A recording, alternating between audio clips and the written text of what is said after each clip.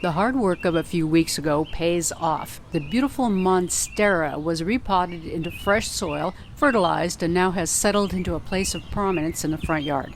New leaves are coming up, the pot is more stable, and it was a wise thing to do.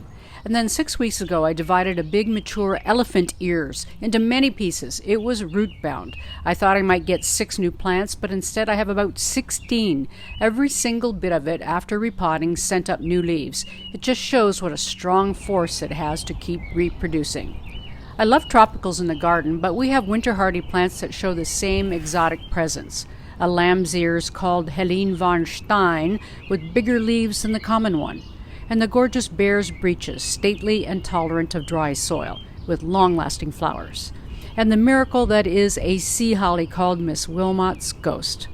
Enjoy the steamy plants of July. I'm Kathy Renwald for thespec.com.